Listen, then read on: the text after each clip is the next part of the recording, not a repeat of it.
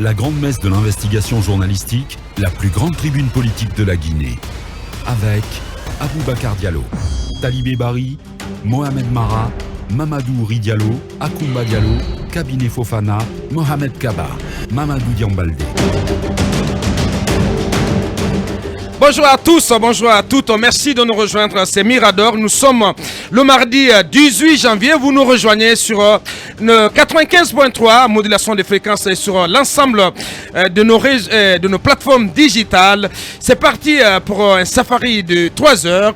À la une, la première rencontre sous les lambris dorés du palais Mohamed V entre le colonel Mamadi Doumbouya, Sidia Touré, Lansana Kouyaté et compagnie n'a visiblement pas permis de dégager le ciel politique guinéen. Ce alors que cette classe politique guinéenne appelait de tous ses voeux un tel face-à-face pour ainsi nouer le fil d'un cadre de dialogue au service d'une transition paisible, une transition qui, depuis quelques semaines, provoque des trémolos dans de nombreuses voix qui ont pourtant soutenu à gorge déployée le colonel président et le CNRD. À leur avènement, les dents auront fortement grincé suite à la rebaptisation de l'aéroport de Conakry, le limogeage de l'ancienne garde des Sceaux, Madame Fatoumata Yarissouma, la reconduction de promoteurs connus du 3e mandat, le tout aggravé par le flou artistique autour de la durée de la transition et le renvoi plutôt de la question du CNT à la classe politique.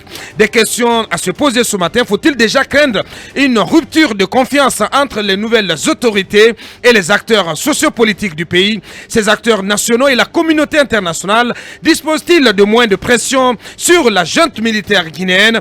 Des questions et d'autres que Mirador soumettra à son invité prestige, en l'occurrence M. Lansana Kouyaté, président du PDN et ancien Premier ministre. C'est comme si les potentiels donateurs attendaient encore des preuves de plus de la part du 11 Guinéens à la Coupe d'Afrique des Nations 2022. Pourtant, la victoire du Syrie national face au Malawi et son match nul contre les Lions de la Teranga ont redonné à rêver aux supporters guinéens. Peut-être qu'une victoire dans quelques heures, ce mardi à 16h, contre le Zimbabwe pourrait enfin convaincre entités économiques et personnes physiques à mettre la main à la poche au profit du comité de soutien au Syrie national de Guinée. Un comité qui a encore du mal à alimenter les caisses qu'il traîne à travers les différentes structures publiques et privées du pays. En attendant, quelle est la moisson à date de ce comité? Les structures étatiques ont-elles suffisamment mis la main à la poche?